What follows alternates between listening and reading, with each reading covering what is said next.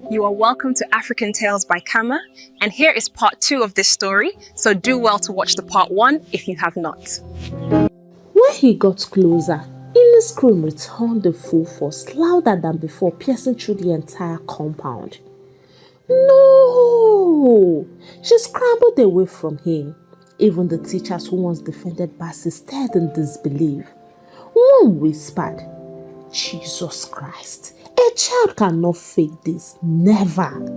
Bassy tried to speak. "Madam, what is?" But the welfare officer Timerian stepped in front of him immediately. "Sir, please stay where you are." "What's going on?" he demanded, trying to maintain his composure, but Innie screamed louder. "Please, don't let him touch me." Her voice echoed across the school compound such that children had to stop playing and parents held their breaths. You could hear a pin drop because everyone knew a child does not react like this unless something terrible had happened. One teacher, Mrs. Chika, looked at him and said, "Sir, if you are not guilty, open your mouth and say it." Bassy's face changed. For a second, he clenched his jaw and out of anger, he said to her, "Madam, don't say what you don't know." But she wasn't listening to him. She was looking at Innie, at her shaking hands, her terrified eyes, and her desperate clinging to her mother. "This is not fear of punishment," she said to Mr. Bassy. "This is fear of something deeper." Another teacher agreed, and one by one, the staff began to suspect what they had refused to see. Parents gathered around, watching the scene unfold. Ekaite explained how she came to school and told the head teacher, but she defended the teacher instead. "Something is definitely wrong somewhere," one parent said. "From the way your daughter is terrified of him, and if that head teacher defended him like you said, then I dare to say that she also must have a skeleton in her cupboard." Every whisper was fuel to the fire, and every parent looked at their own child and wondered, "Is my own safe? Has anything happened without me knowing?" And then the worst moment for Bassy arrived. Innie looked right at him, her eyes filled with terror, and then she said in a broken whisper, "He said he will find me and hurt me if I ever tell anyone that." She couldn't continue. She buried her face into her mother and sobbed like her heart would stop. The entire school went silent. Every adult felt a chill, and every teacher turned towards Bassy with new eyes. Eyes that no longer saw a respected teacher, but saw something darker.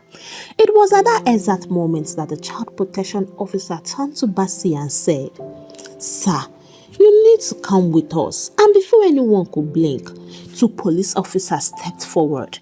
Bassy raised his hands defensively. "This is a misunderstanding. She's lying.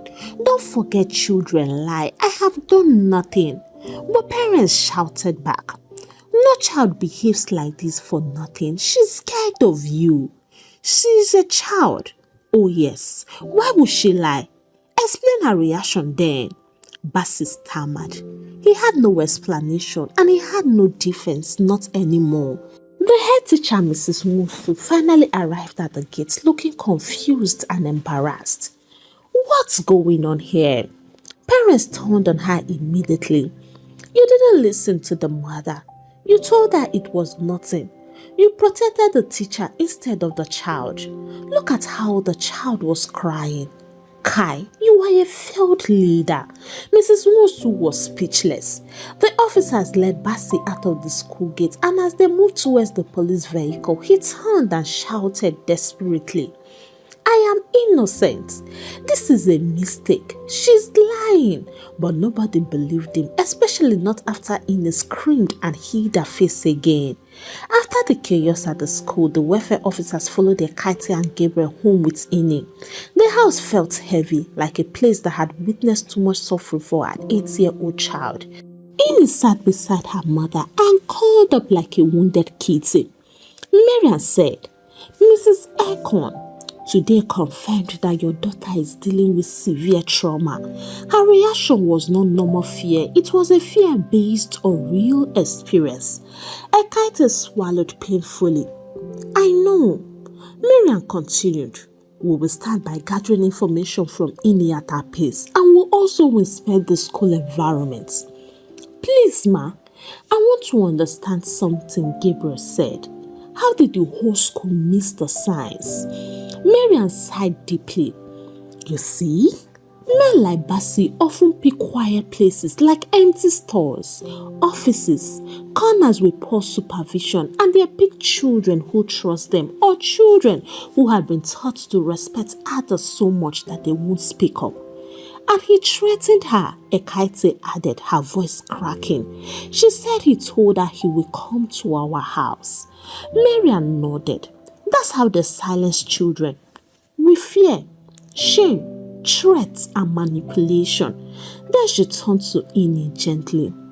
Sweetheart, can you show me where he talked to you? Ini shook her head immediately and buried her face in her mother. No, I don't want to go there. I don't want to go, please. It's okay, Miriam whispered. You don't have to. That same day, the officers went back to the school. The head teacher tried to hide her embarrassment. I told her it was nothing, she said quietly with guilt all over her face. How could I have been so wrong? Inspector Daniel, who came with Miriam, didn't reply. He was there for evidence, not excuses. They inspected every part of the school compound and finally they reached a small abandoned classroom. Who has access to this room, he asked. Mostly Mr. Bassi, the head teacher replied. The room looked ordinary at first, but when Miriam bent down, she noticed something in the corner, a child's bed. Do children play in here? She asked sharply. No, the head teacher answered. It's always locked. Only teachers have keys. Miriam placed the bead in an evidence bag. Daniel checked the walls and noticed Faith's fingerprints, small tiny ones around the far corner. He also found a piece of torn uniform material stuffed behind a locker. Miriam sighed, shaking her head. This room was used. The head teacher burst into tears. I didn't know, but her tears didn't matter because she didn't listen when Ini's mother first came. She trusted a teacher more than a child, and now it was too late to pretend she didn't see it. Back at home, Ini struggled with sleep. Every small sound made her jump. Every shadow frightened her. She refused to stay in a room alone, even for 1 minute. Mommy, he would come, she whispered multiple times. He said if I tell anyone that he will come, and I've already opened my mouth in school. Gabriel held her tiny hands. Nobody will come for you, my daughter. You are safe. But Ini wasn't convinced. Her fear ran deep. She didn't understand policing or law. All she knew was that a grown man had threatened her. Auntie Marian came by again later that evening. Ini, sweetheart, she said, can I draw something? If you want, you can tell me if it looks like where you don't like. Ini nodded slightly. Marian took a paper and drew 3 simple pictures. A classroom, a playground, and a small room with a chair. Then she asked gently, Ini, where do you feel afraid? Ini stared at the drawings quietly. Her fingers shook as she lifted it. She pointed at the small room. Marian's face softened painfully. Okay, thank you, my love, she whispered. That was enough. They didn't need details yet. The truth was already uncovering itself piece by piece. Meanwhile, at the police station, Bassi sat in the interrogation room with a straight face. I didn't touch her, he repeated over and over. She's lying and her mother is trying to ruin me because I refuse to befriend her. Inspector Daniel placed the torn uniform material on the table. Explain this. I don't know what that is, he replied. What about the bead we found in that room only you have access to in school? Children drop things everywhere now, Mr. Bassi said nonchalantly. What about the fingerprints on the back wall? He didn't answer. Daniel leaned closer. What about the fact that the moment she saw you, she screamed like she was seeing the devil? Bassi's jaw tightened, but he said nothing. By By Thursday, the school board called an emergency meeting. The chairman slammed his hand on the table. This is totally unacceptable. A child cried for help and the school ignored it. Mrs. Wonsu bowed her head in shame. The board suspended Bassi officially and they also issued a complete review of all teachers. There was installation of CCTV cameras, mandatory training on child protection. The head teacher was placed on disciplinary review and every student was interviewed privately by a child psychologist. It was too late for Ini, but maybe it wasn't too late for others. Miriam wasn't satisfied, so she decided to dig deeper into Mr. Bassi's past with her team because she believed predators don't just begin suddenly. They start small, test boundaries and escalate. They found out that his wife left him 5 years earlier, not quietly, but in fear. The officers traced her to Uyo, Akwa Ibom State. Her name was Idara Bassi, now using her middle name again, Idara Ebe. When the welfare team visited her, she didn't look surprised. She didn't even blink when they said, "We are here about your ex-husband." She simply sighed deeply and whispered, "I knew this day would come." The officers exchanged looks. Idara let them in, sat down slowly and told a story that made every hair on their body stand. He was never who people thought he was. Idara began trembling as she spoke. When we got married, he was gentle, or he pretended to be. I thought I married a good man, but everything changed when I gave birth to our daughter Umfon.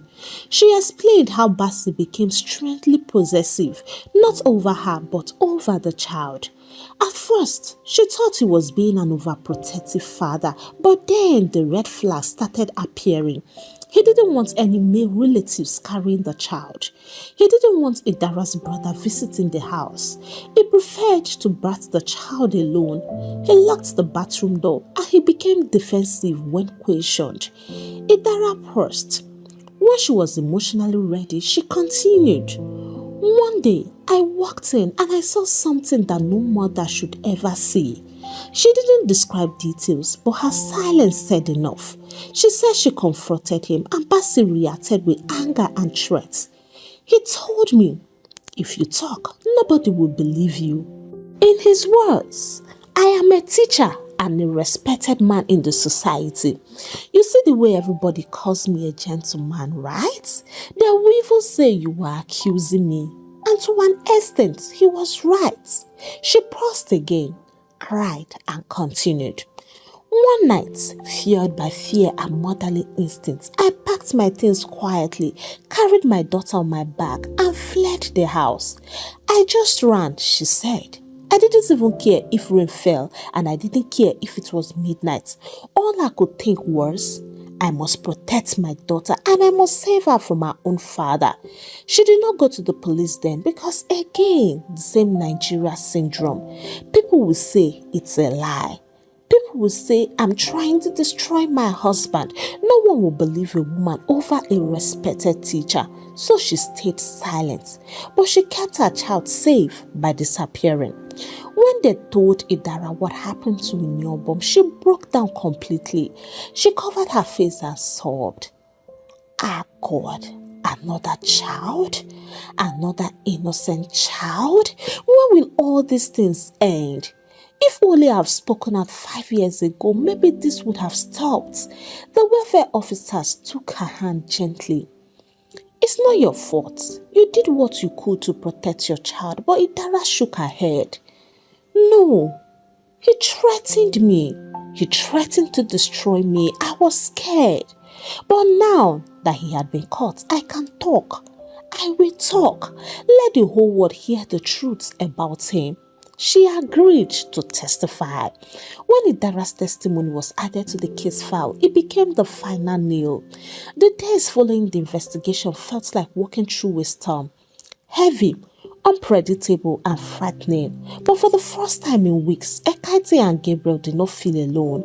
The system was finally listening. The authorities were finally acting, and most importantly, Inyobon was finally being believed. Still, Healing wasn't instant, as we all know that trauma isn't a wound you can stitch, it's a shadow that clings until the right light is shone on it. And now, for the first time, that light had begun to shine. The child welfare team arranged for Ini to meet a therapist, a gentle woman named Dr. Nkechi. The first section was tough. Ini sat on her mother's lap the entire time, refusing to speak, but the therapist didn't pressure her. Instead, she brought crayons and toys. She let Ini draw. She let her play silently, and slowly over the weeks, something happened. She started talking. Not full sentences at first, just small words, fearful whispers, and then she finally began to open up. Meanwhile, at the police station, Bassi kept repeating the same line. I am innocent, but evidence was piling up, and most damaging, other children quietly admitting they were uncomfortable around him because of what he had done to them. Same story. Still, Bassi refused to confess. Inspector Daniel looked him in the eye one afternoon and said, the problem with men like you is that you think children cannot talk, but their silence is louder than your shouting. For the first time, Bassi lowered his eyes. 2 weeks later, the case was taken to court. Bassi's lawyer argued that there was no direct witness who saw anything, but the female prosecutor responded calmly. Children don't need witnesses. Their bodies testify. Their fear testify. Their nightmares testify, and the truth is written on them. Ini didn't have to appear in court physically. A video recording from her therapy section was played in a closed courtroom. Only the judge, lawyers, and welfare officers could view it. The judge shook her head and adjourned the hearing, but made it clear. This case is serious and there is overwhelming evidence of trauma. During this entire process, Ekaite transformed. Before all this, she was a quiet woman, gentle in tone and humble in nature. But now, she had become a lioness, a warrior, and a mother who refused to be silenced. She attended every meeting. She asked every question. She fought to make sure the school never buried the incidents. And her resilience made the state ministry post a public statement in respect to that. Radio stations discussed it. Schools across the state began reviewing their child safety policies. Pastors preached about it, and social media played a vital role as well. The next court sitting was like a showcase of evidence, including all the children that had said one or two things about Mr. Bassi, so it became game over for him. When the judge looked up, her eyes were firm. She said, after reviewing all evidence presented before this court, after listening to the testimonies of expert psychologists, and after examining the physical findings from the school storage room, this court finds Mr. Bassi guilty on all charges. A loud gasp spread through the courtroom. Ekaite closed her eyes. Gabriel squeezed her hand. At last, he whispered. The judge continued. Mr. Bassi betrayed his position of trust. He used fear, manipulation, and threats on a child too young to defend herself. She turned toward him directly. You were trusted with children and you failed them. Bassi lowered his head because no defense remained and no lie could save him now. The judge did not soften her voice. For your crimes, you are hereby sentenced to 18 years imprisonment without possibility of early release. You are banned from teaching, coaching, or working with minors for life. And you will also undergo mandatory psychological evaluation throughout your sentence. This court hopes this serves as a warning to every adult who thinks a child's silence is weakness. As police officers led Bassi away, he turned once more to look at Ini. But this time, Ini didn't scream. She didn't shake and she didn't hide. She looked at him firmly because justice had broken the fear. And then she said, it is over. You cannot hurt me again. After Bassi's conviction, the police weren't fully satisfied. Too many things in the school didn't add up. Why Why did the head teacher defend him too quickly? Why was the storage room alwaase accessible to him? And why did she dismiss Ekaite the first time? So the investigation deepened.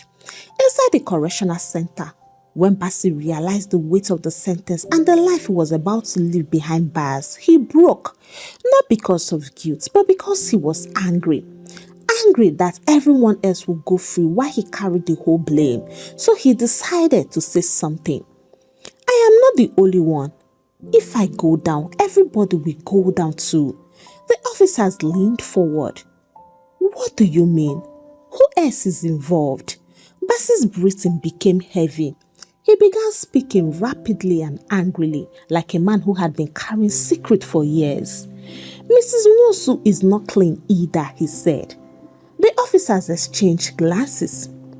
Explain, Inspector Daniel demanded, and Bassey spilled everything. For years, Mrs. Nwosu had been siphoning school funds, PTA contributions, maintenance fees, sports fund, building levy, uniform payments, even examination fees. She inflated receipts, duplicated budgets, and stole from every source she could reach. Bassey knew everything because he accidentally discovered her forged signature on a hidden ledger one evening when he entered her office to drop some new sports apparatus. He threatened to expose her. She tried to calm him, but Bassey smiled and realized he had the power now. Mrs. Nwosu whispered to him, "If you talk, I will lose my job." And Bassey replied, "If you ever report me, if you ever complain about me, if you ever try to remove me from this school, madam, I will expose you too." So they formed a dark silent alliance. She protected him and he protected her. She looked away from all his misbehavior and he kept her secrets. It was a dangerous exchange of sins. And when she first caught him privately with a student years ago, he looked her straight in the eye and said, "If you expose me, I will expose your school fraud.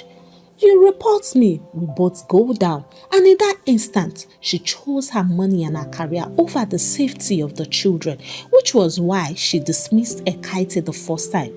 She defended Bassey without thinking. She laughed when the mother complained and she pretended it was nothing because she couldn't afford anyone checking too deeply. And she knew if Bassey falls, she would fall as well. The police were stunned. Inspector Daniel slammed the table. "You mean the head teacher knew and hid it?" Bassey nodded. She knew everything and she pretended not to see because she didn't want her own secrets to be exposed as well. "I am guilty." "Oh yes, but why did he act alone? She protected me. She allowed it. She helped cover it." And then he whispered, "Check her accounts. Check the school ledger. She had built 5 4-bedroom apartments somewhere for rent, collecting 700,000 naira yearly for each of them." He gave them the address. That same evening, a team of officers drove to Mrs. Nwosu's home. She was sitting comfortably in her living room when they burst in with a warrant. She screamed, "What's happening? I am a respectable woman. What are you doing here?" But the officers ignored her and searched the house. Within minutes, they found multiple fake receipts, duplicate school ledgers, hidden cash bonds, unauthorized PTA stamps, a diary with coded entries, and a flash drive containing altered documents. They also went to the location Bassey told them and confirmed that she was indeed a landlady, a serious Odogu landlady. It was enough to bring down a whole school. Mrs. Nwosu collapsed into a chair as the officers handcuffed her. "Please, let me explain." But it was too late. Her secrets were out. She had protected a predator to protect her pockets, and now the law would deal with her. Later, when the officers reported everything to Ekaite, she cried bitterly, not just out of anger but out of relief, because it confirmed something every mother fears. The system didn't fail her by accident. It failed her on purpose, just to protect a criminal and protect corruption. The school school's board of governors had an emergency disciplinary panel. This wasn't a normal meeting, it was a full-blown, highly heated and highly emotional confrontation. Mrs. Wosu entered the hall in handcuffs. The chairman of the board struck the table with force. "This is an abomination, a full-blown disgrace." The hall erupted with murmurs. Mrs. Wosu lowered her head, unable to look anyone in the eye. The first disciplinary decision came swiftly. "Mrs. Wosu is hereby suspended with immediate effect, without salary, without benefits, and without access to school property." Someone shouted, "Suspended? She should be fired now. Suspension is too small now. Haba, do you even know the gravity of what she had done?" But the chairman raised his hand. "There is more." Documents were read aloud. Evidence of forged receipts, inflated school budgets, multiple siphon fees, unauthorized withdrawals, and hidden ledgers in her house. The chairman banged the table again. Based on these findings, Mrs. Wosu is permanently dismissed from her position as head teacher. Her employment is terminated. She will never teach in any government or private school again. The hall shook with shouts. "Good! She deserves it. Lock her up." But they were not true. The chairman read again. Cancellation of her retirement benefits. To me, this was the biggest blow. He read from the disciplinary code. Any staff member found guilty of fraud, endangerment of children, or covering criminal activities shall have their pensions, gratuity, and retirement benefits revoked entirely. No pension, no gratuity, and no end of service package. Then he read that again. Number 4, public apology and blacklisting. The board passed the next decision. She must write a public apology to the students, the parents, and the entire board. Parents who were part of the committee shouted, "We don't want any apology, we want justice. She put our children in danger." But the chairman explained, "This is mandatory and her letter will be added to the official record so that no school ever hires her again." The board signed her name onto the national blacklist of educators, which was shared across private schools, government schools, state ministries, and all necessary bodies, meaning she will never be allowed near a classroom again. Number 5, financial restitution. This one shocked everyone. The board demanded that she paid all PTA funds she siphoned, all inflated levy differences, all duplicated maintenance fees, and a thorough audit showed she owed the school nearly 18 million naira. "You must refund every naira," the chairman announced, and Mrs. Wosu collapsed onto her knees. "I don't have that kind of money." The chairman looked at her without pity. "Then you will repay it from your properties, the houses, the land, your car, your savings, and your accounts. Everything, everything will be seized." She sobbed uncontrollably, but the board was merciless. And finally, number 6, criminal prosecution support. The board passed the strongest resolution. This school will fully support the state in prosecuting Mrs. Wosu. We will hand over all documents, all ledgers, all receipts, all evidence, and we recommend the maximum penalty under the law.